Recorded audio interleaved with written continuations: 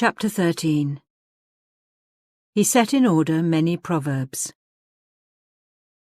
It is London in October, 2 months further on in the story.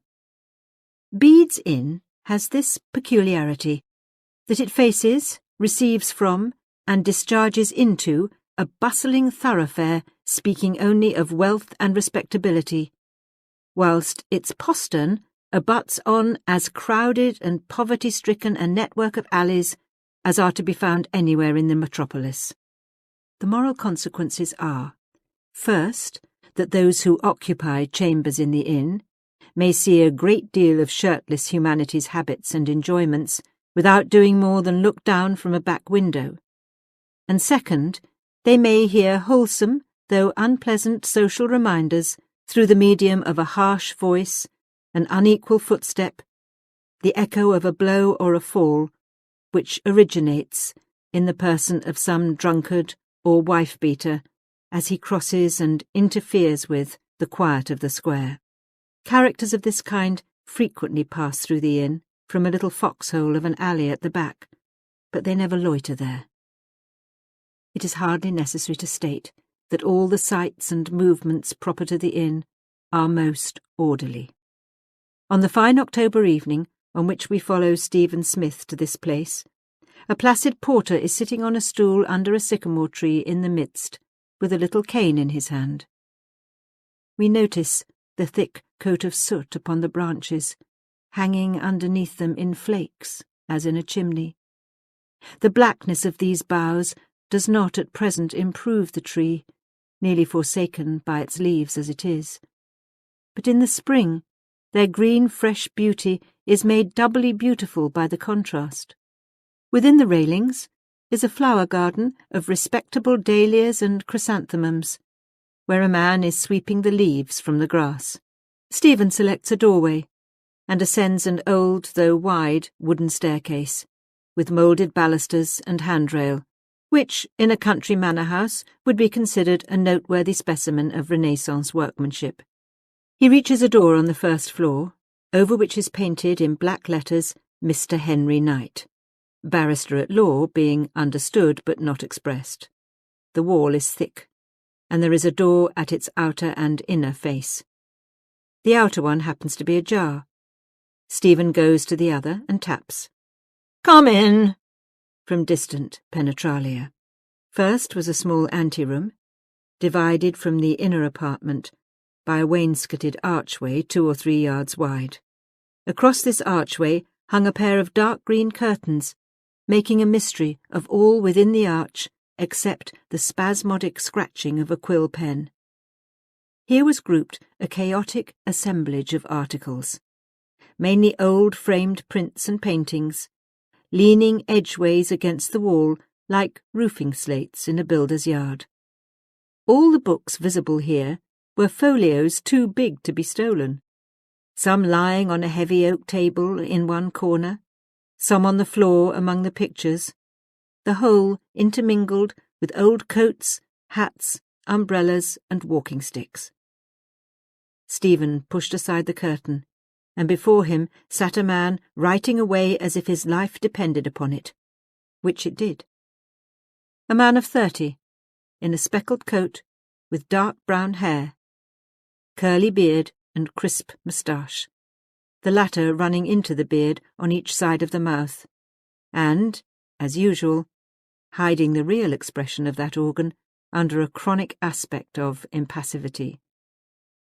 "Ah, my dear fellow, I knew it was you," said Knight, looking up with a smile and holding out his hand. Knight's mouth and eyes came to view now. Both features were good, and had the peculiarity of appearing younger and fresher than the brow and face they belonged to, which were getting sicklied o'er by the unmistakable pale cast. The mouth had not quite relinquished rotundity of curve, for the firm angularities of middle life, and the eyes, though keen, permeated rather than penetrated what they had lost of their boy-time brightness by a dozen years of hard reading, lending a quietness to their gaze which suited them well. A lady would have said there was a smell of tobacco in the room, a man that there was not. Knight did not rise. He looked at a timepiece on the mantel-shelf, then turned again to his letters, pointing to a chair. "Well, I'm glad you've come. I only returned to town yesterday. Now don't speak, Stephen, for 10 minutes. I have just that time to the late post. At the 11th minute, I'm your man." Stephen sat down, as if this kind of reception was by no means new, and away went Knight's pen, beating up and down like a ship in a storm. Cicero called the library the soul of the house. Here, the house was all soul. Portions of the floor and half the wall space were taken up by bookshelves, ordinary and extraordinary. The remaining parts, together with brackets, side tables, etc., being occupied by casts, statuettes, medallions, and plaques of various descriptions, picked up by the owner in his wanderings through France and Italy. One stream only of evening sunlight came into the room from a window quite in the corner overlooking a court. An aquarium stood in the window. It was a dull, parallelepipedon, enough for living creatures at most hours of the day. But for a few minutes in the evening, as now, an errant kindly ray lighted up and warmed the little world therein, when the many-coloured zoophytes opened and put forth their arms. The weeds acquired a rich transparency, the shells gleamed of a more golden yellow, and the timid community expressed gladness more plainly than in words. Within the prescribed 10 minutes, Knight flung down his pen, rang for the boy to take the letters to the post, and, at the closing of the door, exclaimed, "There! Thank God that's done. Now, Stephen, pull your chair round and tell me what you've been doing all this time. Have you kept up your Greek?" "No." "How's that?" "I haven't enough spare time." "That's nonsense." "Well, I have done a great many things, if not that. And I have done one extraordinary thing." Knight turned full upon Stephen. "Aha! Now then, let me look into your face, put 2 and 2 together, and make a shrewd guess." Stephen changed to a redder colour. "Why, Smith," said Knight, after holding him rigidly by the shoulders and keenly scrutinising his countenance for a minute in silence, "you have fallen in love." "Well, the fact is—" "Now, out with it." But seeing that Stephen looked rather distressed, he changed to a kindly tone. "Now, Smith, my lad, you know me well enough by this time, or you ought to, and you know very well that if you choose to give me a detailed account of the phenomenon within you, I shall listen. If you don't, I am the last man in the world to care to hear it. I'll tell this much. I have fallen in love, and I want to be married." Knight looked ominous as this passed Stephen's lips. "Don't judge me before you've heard more," cried Stephen anxiously, seeing the change in his friend's countenance. "I don't judge. Does your mother know about it?" "Nothing definite." "Father?" "No, but I'll tell you. The young person—" "Come, that's dreadfully ungallant, but perhaps I understand the frame of mind a little, so go on. Your sweetheart—" "She is rather higher in the world than I am." "As it should be." "And her father won't hear of it, as I now stand." "Not an uncommon case." "And now comes what I want your advice upon. Something has happened at her house which makes it out of the question for us to ask her father again now, so we are keeping silent. In the meantime, an architect in India has just written to Mr. Hubie to ask whether he can find for him a young assistant willing to go over to Bombay to prepare drawings for work formerly done by the engineers. The salary he offers is 350 rupees a month, or about £35. Hubie has mentioned it to me, and I have been to Dr. Ray, who says I shall acclimatise without much illness. Now, would you go?" "You mean to say, because it is a possible road to the young lady?" "Yes. I was thinking I could go over and make a little money and then come back and ask for her. I have the option of practising for myself after a year." "Would she be staunch?" Oh yes, forever, to the end of her life. How do you know? Why? How do people know? Of course she will. Knight leant back in his chair. Now, though I know her thoroughly as she exists in your heart, Stephen, I don't know her in the flesh. All I want to ask is this idea of going to India based entirely upon a belief in her fidelity? Yes. I should not go if it were not for her. Well, Stephen, you have put me in a rather awkward position. If I give my true sentiments, I shall hurt your feelings. If I don't, I shall hurt my own judgment. And remember, I don't know much about women. But you have had attachments, although you tell me very little about them. And I only hope you'll continue to prosper till I tell you more. Stephen winced at this rap. I have never formed a deep attachment, continued Knight. I have never found a woman worth it. Nor have I been once engaged to be married. You write as if you'd been engaged 100 times, if I may be allowed to say so, said Stephen in an injured tone. Yes, that may be. But, my dear Stephen, it is only those who half know a thing that write about it. Those who know it thoroughly don't take the trouble. All I know about women, or men either, is a mass of generalities. I plod along and occasionally lift my eyes and skim the weltering surface of mankind lying between me and the horizon as a crow might. No more. Knight stopped, as if he had fallen into a train of thought, and Stephen looked with affectionate awe at a master whose mind, he believed, could swallow up at one meal all that his own head contained.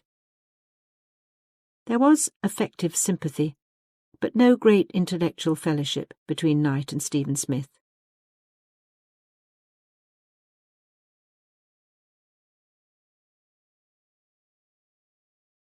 Knight had seen his young friend when the latter was a cherry-cheeked, happy boy, had been interested in him, had kept his eye upon him, and generously helped the lad to books, till the mere connection of patronage grew to acquaintance, and that ripened to friendship.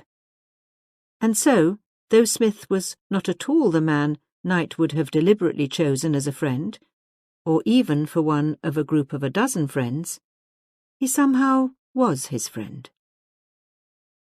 Circumstance, as usual, did it all.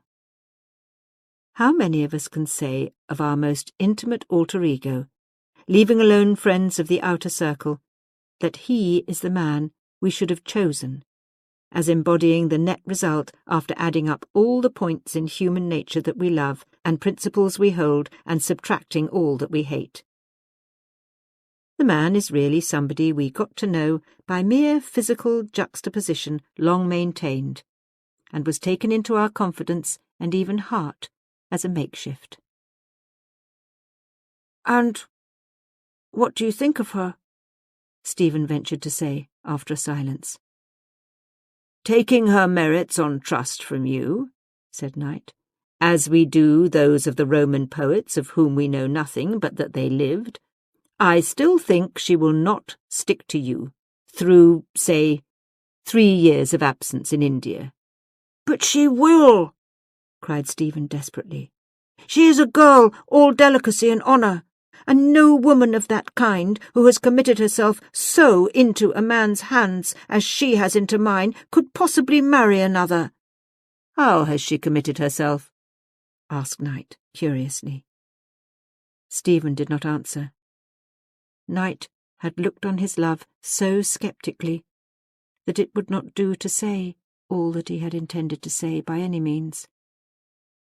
Well, don't tell, said Knight, but you are begging the question, which is, I suppose, inevitable in love. And I'll tell you another thing, the young man pleaded. You remember what you said to me once about women receiving a kiss, don't you? Why, that instead of our being charmed by the fascination of their bearing at such a time, we should immediately doubt them if their confusion has any grace in it. That awkward bungling was the true charm of the occasion, implying that we are the first who has played such a part with them. It is true, quite, said Knight, musingly. It often happened that the disciple thus remembered the lessons of the master, long after the master himself had forgotten them. "Well, that was like her," cried Stephen triumphantly. "She was in such a flurry that she didn't know what she was doing." "Splendid, splendid," said Knight soothingly.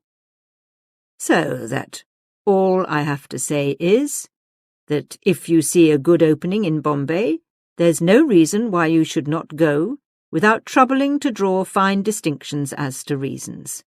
No man fully realizes what opinions he acts upon or what his actions mean." "Yes, I go to Bombay. I'll write a note here if you don't mind." "Sleep over it. It is the best plan, and write tomorrow. Meantime, go there to that window and sit down and look at my humanity show. I am going to dine out this evening and have to dress here out of my portmanteau. I bring up my things like this to save the trouble of going down to my place at Richmond and back again." Knight then went to the middle of the room and flung open his portmanteau, and Stephen drew near to the window. The streak of sunlight had crept upward, edged away and vanished. The zoophytes slept. A dusky gloom pervaded the room. And now another volume of light shone over the window. "There," said Knight.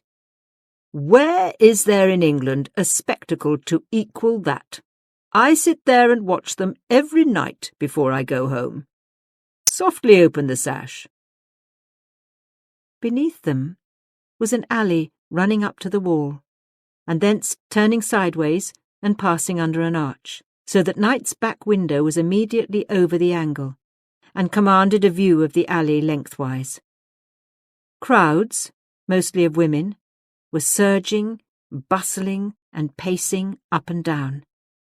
Gaslights glared from butchers' stalls, illuminating the lumps of flesh to splotches of orange and vermilion, like the wild colouring of Turner's later pictures, whilst the purl and babble of tongues of every pitch and mood was, to this human wildwood, what the ripple of a brook is to the natural forest. Nearly 10 minutes passed. Then Knight also came to the window. "Well now, I'll call a cab and vanish down the street in the direction of Berkeley Square," he said, buttoning his waistcoat and kicking his morning suit into a corner. Stephen rose to leave.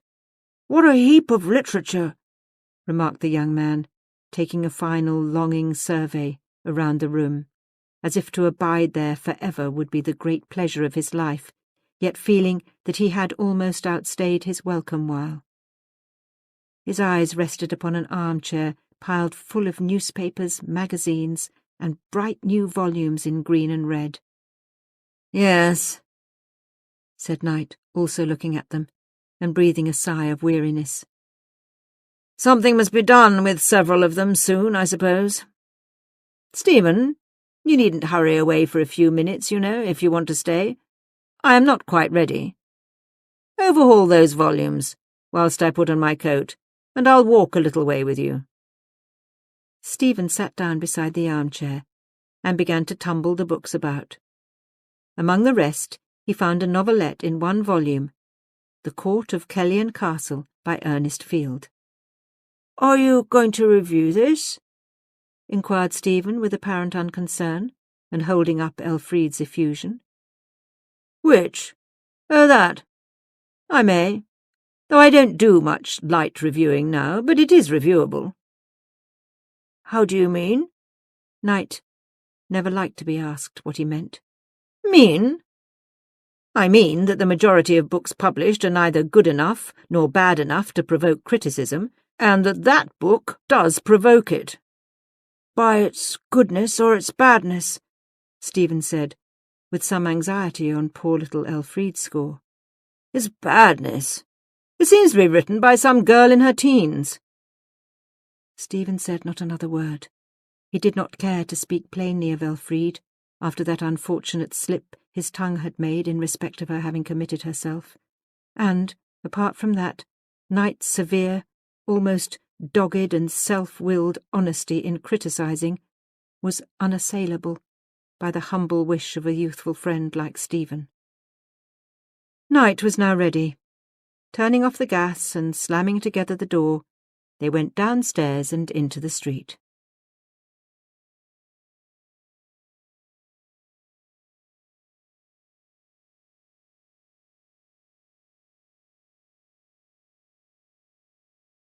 Chapter 14. We frolic while 'tis May. It has now to be realised that nearly 3/4 of a year have passed away. In place of the autumnal scenery, which formed a setting to the previous enactments, we have the culminating blooms of summer in the year following. Stephen is in India, slaving away at an office in Bombay, occasionally going up the country on professional errands, and wondering why people who had been there longer than he complained so much of the effect of the climate upon their constitutions. Never had a young man a finer start than seemed now to present itself to Stephen. It was just in that exceptional heyday of prosperity which shone over Bombay some few years ago that he arrived on the scene. Building and engineering partook of the general impetus. Speculation moved with an accelerated velocity every successive day, the only disagreeable contingency connected with it being the possibility of a collapse.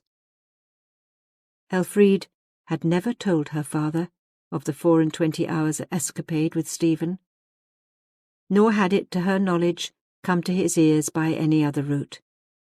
It was a secret trouble and a grief to the girl, for a short time, and Stephen's departure was another ingredient in her sorrow. But Elfriede possessed special facilities for getting rid of trouble after a decent interval. Whilst a slow nature was imbibing a misfortune little by little, she had swallowed the whole agony of it at a draught and was brightening again.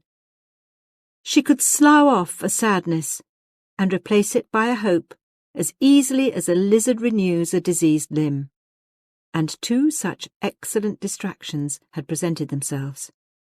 One was bringing out the romance and looking for notices in the papers, which, though they had been significantly short so far, had served to divert her thoughts. The other was migrating from the vicarage to the more commodious old house of Mrs. Swancourt's, overlooking the same valley. Mr. Swancourt at first disliked the idea of being transplanted to feminine soil, but the obvious advantages of such an accession of dignity reconciled him to the change. So there was a radical move, the 2 ladies staying at Torquay as had been arranged, the vicar going to and fro. Mrs. Swancourt considerably enlarged Elfriede's ideas in an aristocratic direction, and she began to forgive her father for his politic marriage. Certainly in a worldly sense, a handsome face at 50-odd had never served a man in better stead. The new house at Kensington was ready, and they were all in town. The Hyde Park shrubs had been transplanted as usual, the chairs ranked in line, the grass edgings trimmed, the roads made to look as if they were suffering from a heavy thunderstorm. Carriages had been called for by the easeful, horses by the brisk, and the drive and row were again the groove of gaiety for an hour. We gaze upon the spectacle at 6 o'clock on this midsummer afternoon, in a melon-frame atmosphere and beneath a violet sky. The Swancourt equipage formed one in the stream. Mrs. Swancourt was a talker of talk of the incisive kind, which her low musical voice, the only beautiful point in the old woman, prevented from being wearisome.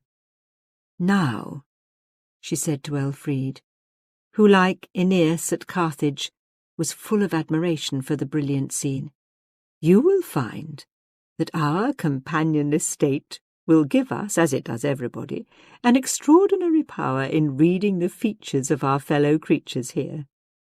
I am always a listener in such places as these, not to the narratives told by my neighbours' tongues, but by their faces. The advantage of which is that whether I am in Row, Boulevard, Rialto or Prado, they all speak the same language.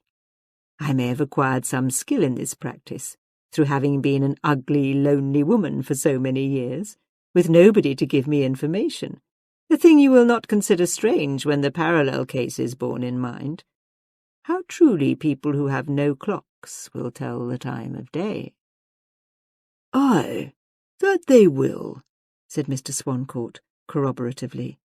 "I have known labouring men at Endlestow and other farms who had framed complete systems of observation for that purpose, by means of shadows, winds, clouds, the movements of sheep and oxen, the singing of birds, the crowing of cocks, and 100 other sights and sounds, which people with watches in their pockets never know the existence of.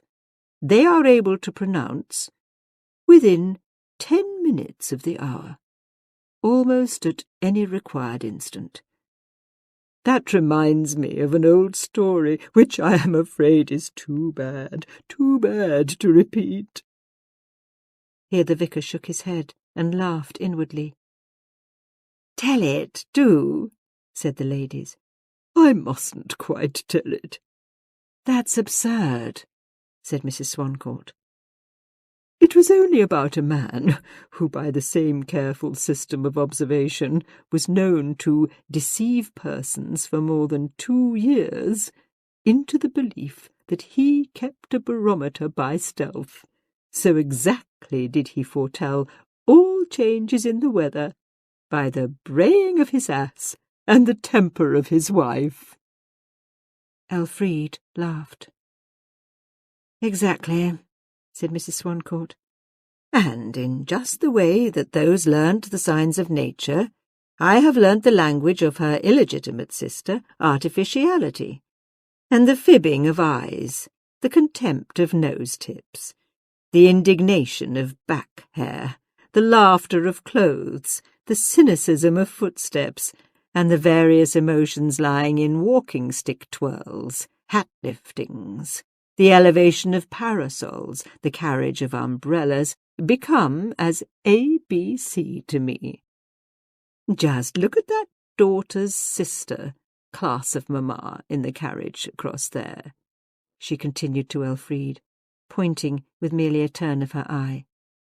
"The absorbing self-consciousness of her position that is shown by her countenance is most humiliating to a lover of one's country. You would hardly believe, would you, that members of a fashionable world, whose professed zero is far above the highest degree of the humble, could be so ignorant of the elementary instincts of reticence." "How?" "Why, to bear on their faces, as plainly as on a phylactery, the inscription, 'Do pray look at the coronet on my panels.'" "Really, Charlotte," said the vicar, "you see as much in faces as Mr. Puff saw in Lord Burleigh's nod."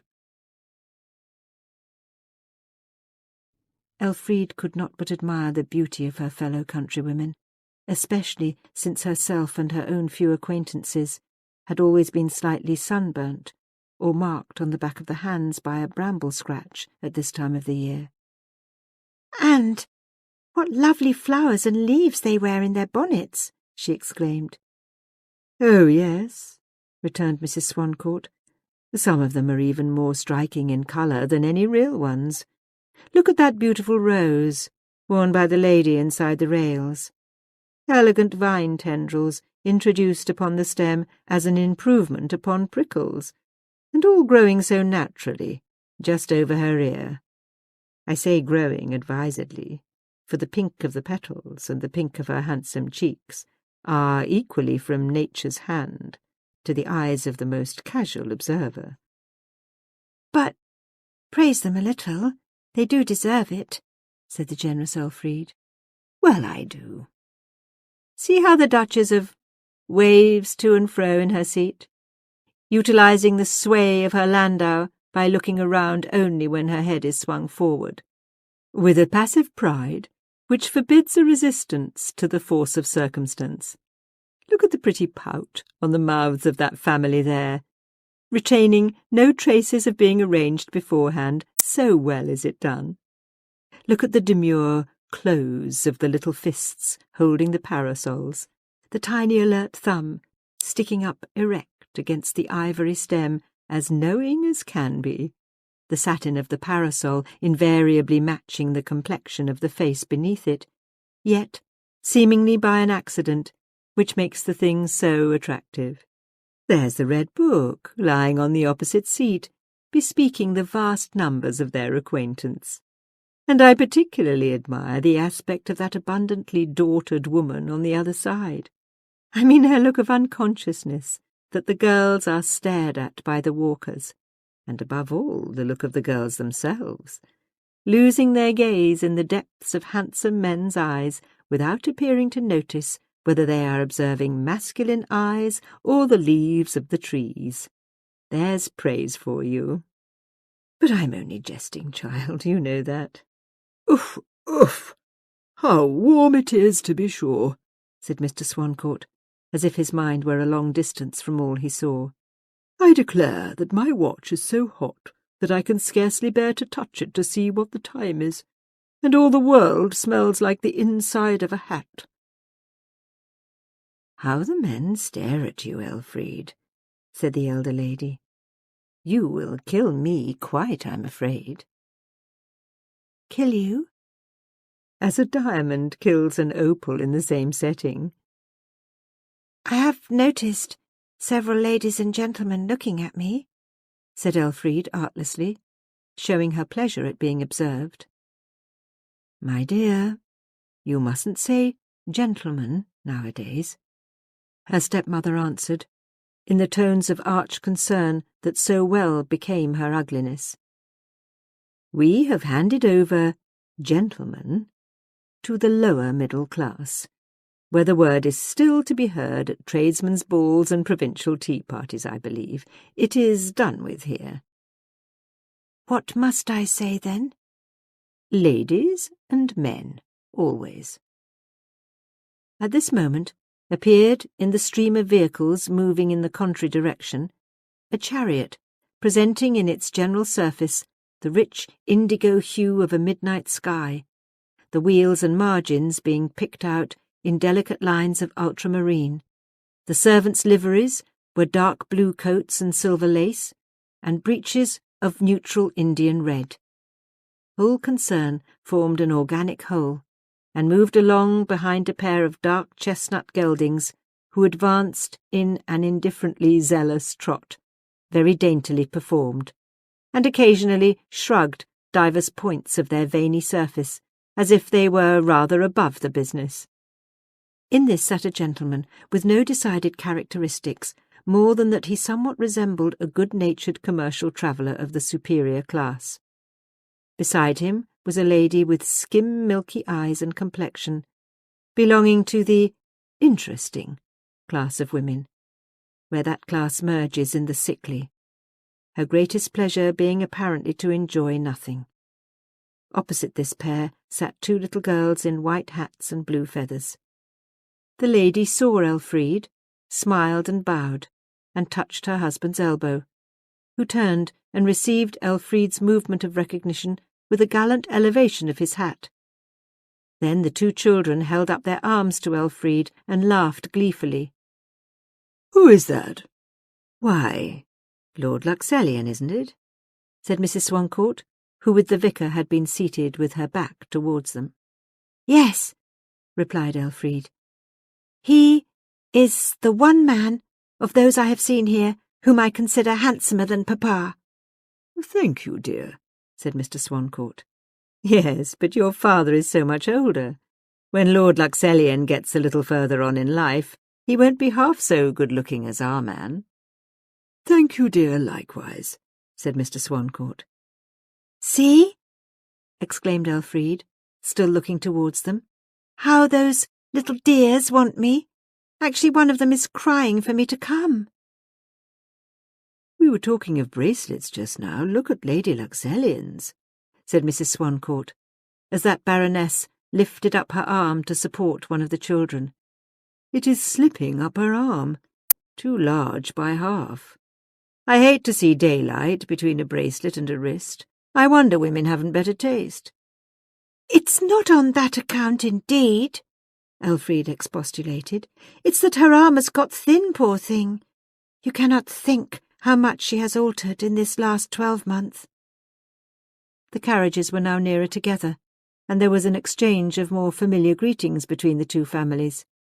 Then the Luxellians crossed over and drew up under the plane trees, just in the rear of the Swan Courts. Lord Luxellian alighted and came forward with a musical laugh. It was his attraction as a man. People liked him for those tones, and forgot that he had no talents. Acquaintances remembered Mr. Swancourt by his manner. They remembered Stephen Smith by his face, Lord Luxellian by his laugh. Mr. Swancourt made some friendly remarks, among other things upon the heat. "Yes," said Lord Luxellian, "we were driving by a furrier's window this afternoon, and the sight filled us all with such a sense of suffocation that we were glad to get away. Ha, ha, ha." He turned to Elfriede. "Miss Swancourt, I've hardly seen or spoken to you since your literary feat was made public. I had no idea a child was taking notes down at quiet Endlestowe, or I should certainly have put myself and my friends upon our best behaviour. Swancourt, why didn't you give me a hint?"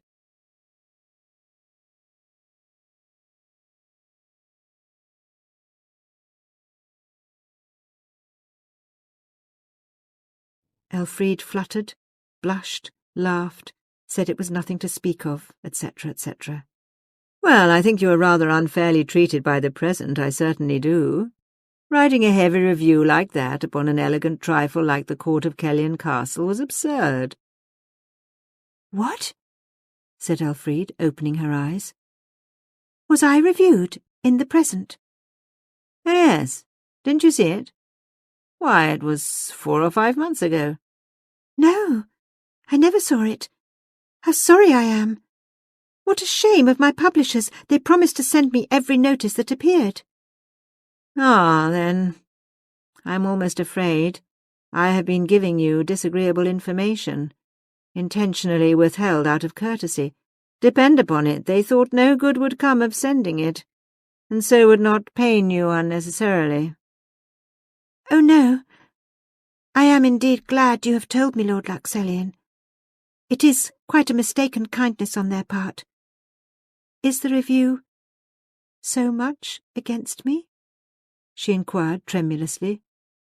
No, not that exactly, though I almost forget its exact purport now. It was merely sharp, you know, ungenerous, I might say. But really my memory does not enable me to speak decidedly." "We'll drive to the present office and get one directly, shall we, Papa?" "If you are so anxious, dear, we will, or send, but tomorrow will do." "And do oblige me in a little matter now, Elfriede," said Lord Luxellian warmly, and looking as if he were sorry he had brought news that disturbed her. "I am in reality sent here as a special messenger by my little Polly and Katy to ask you to come into our carriage with them for a short time. I'm just going to walk across into Piccadilly, and my wife is left alone with them. I'm afraid they are rather spoilt children, but I have half promised them you shall come." The steps were let down, and Elfriede was transferred, to the intense delight of the little girls, and to the mild interest of loungers with red skins and long necks, who cursorily eyed the performance with their walking sticks to their lips, occasionally laughing from far down their throats, and with their eyes, their mouths not being concerned in the operation at all. Lord Luxellian then told the coachman to drive on, lifted his hat, smiled a smile that missed its mark, and alighted on a total stranger who bowed in bewilderment. Lord Luxellian looked long at Elfriede. The look was a manly, open, and genuine look of admiration, a momentary tribute of a kind which any honest Englishman might have paid to fairness without being ashamed of the feeling or permitting it to encroach in the slightest degree upon his emotional obligations as a husband and head of a family. Then Lord Luxellian turned away and walked musingly to the upper end of the promenade. Mr. Swancourt had alighted at the same time with Elfriede, crossing over to the Row for a few minutes to speak to a friend he recognised there, and his wife was thus left sole tenant of the carriage. Now, whilst this little act had been in course of performance, there stood among the promenading spectators a man of somewhat different description from the rest.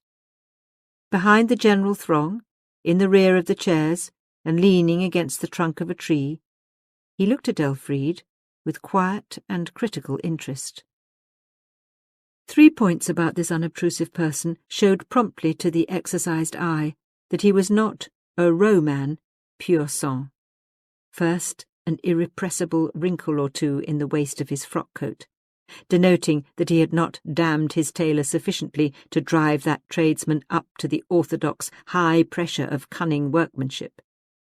Second, a slight slovenliness of umbrella, occasioned by its owner's habit of resting heavily upon it and using it as a veritable walking stick, instead of letting its point touch the ground in the most coquettish of kisses, as is the proper Row manner to do.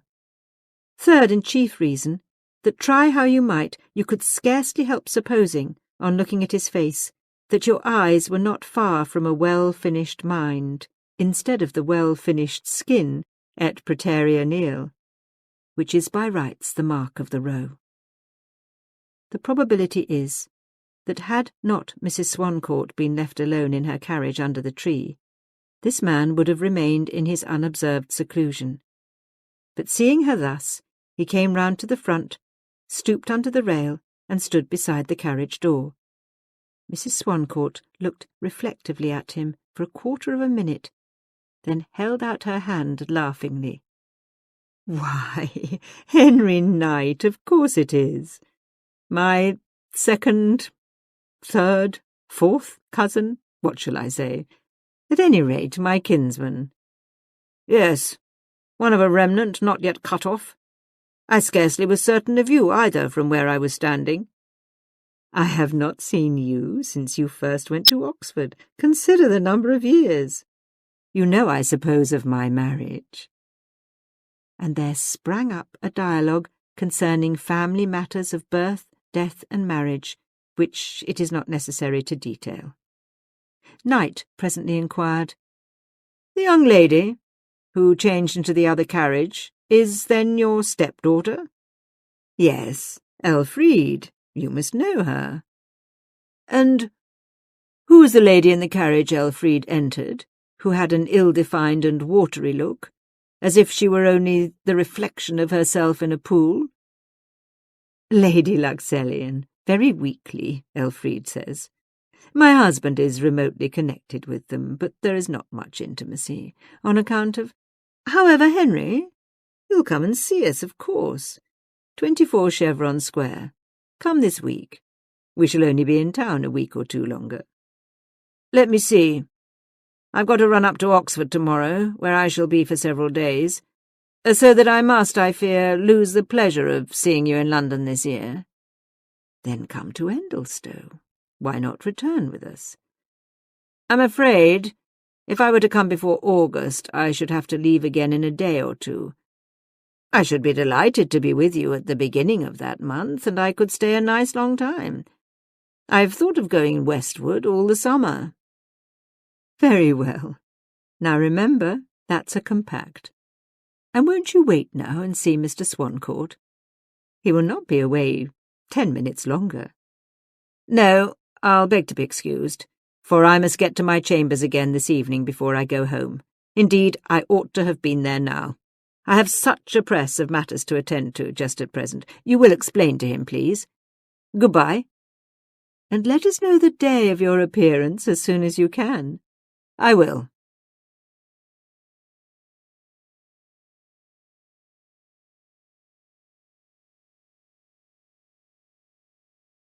Chapter 15. A Wandering Voice. Though sheer and intelligible griefs are not charmed away by being confided to mere acquaintances, the process is a palliative to certain ill humours. Among these, perplexed vexation is one, a species of trouble which, like a stream, gets shallower by the simple operation of widening it in any quarter. On the evening of the day succeeding that of the meeting in the park, Elfried and Mrs. Swancourt were engaged in conversation in the dressing-room of the latter. Such a treatment of such a case was in course of adoption here. Elfried had just before received an affectionate letter from Stephen Smith in Bombay, which had been forwarded to her from Endlestowe. But, since this is not the case referred to, it is not worth while to pry further into the contents of the letter than to discover that, with rash though pardonable confidence in coming times, he addressed her in high spirits as his darling future wife. Probably there cannot be instanced a briefer and surer rule-of-thumb test of a man's temperament, sanguine or cautious, than this. Did he, or does he, antedate the word wife in corresponding with a sweetheart he honestly loves? She had taken this epistle into her own room, read a little of it, then saved the rest for tomorrow, not wishing to be so extravagant as to consume the pleasure all at once. Nevertheless, she could not resist the wish to enjoy yet a little more, so out came the letter again, and in spite of misgivings as to prodigality, the whole was devoured. The letter was finally reperused and placed in her pocket. What was this? Also a newspaper for Elfried, which she had overlooked in her hurry to open the letter. It was the old number of the Present, containing the article upon her book, forwarded, as had been requested. Elfried had hastily read it through, shrunk perceptibly smaller, and had then gone with the paper in her hand to Mrs. Swancourt's dressing-room, to lighten, or at least modify her vexation, by a discriminating estimate from her stepmother. She was now looking disconsolately out of the window. "Never mind, my child," said Mrs. Swancourt, after a careful perusal of the matter indicated. "I don't see that the review is such a terrible one, after all. Besides, everybody has forgotten about it by this time. I'm sure the opening is good enough for any book ever written. Just listen. It sounds better read aloud than when you pore over it silently.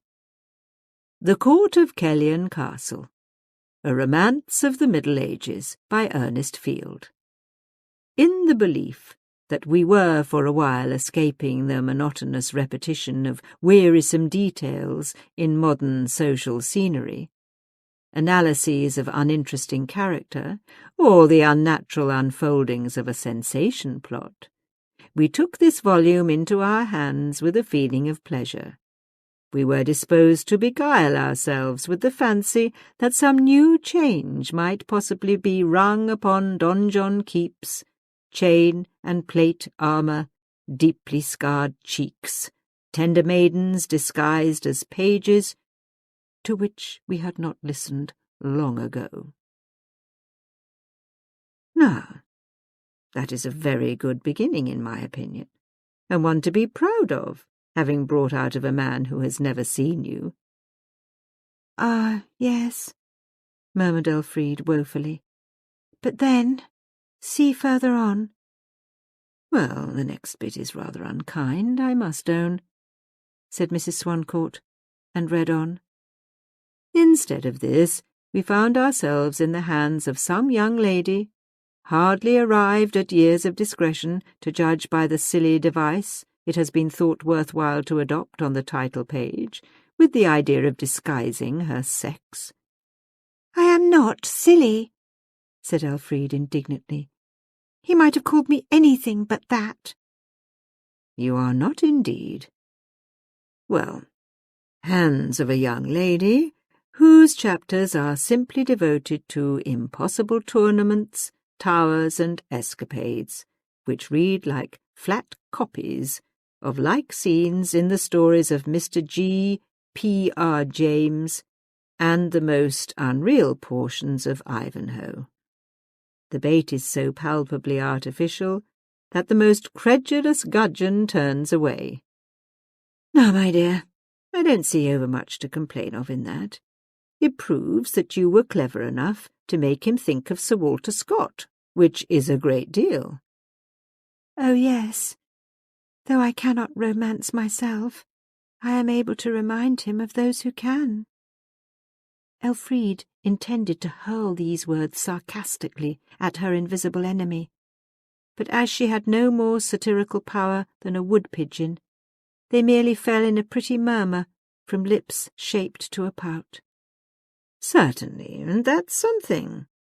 Your book is good enough to be bad in an ordinary literary manner, and doesn't stand by itself in a melancholy position altogether worse than assailable. That interest in an historical romance may nowadays have any chance of being sustained.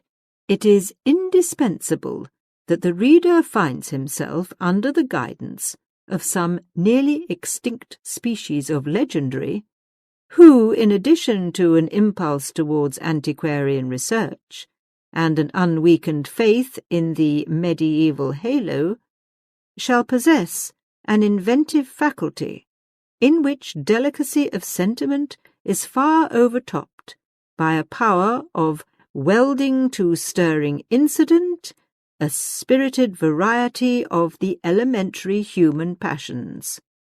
Well, that long-winded effusion doesn't refer to you at all, Elfriede, merely something put in to fill up.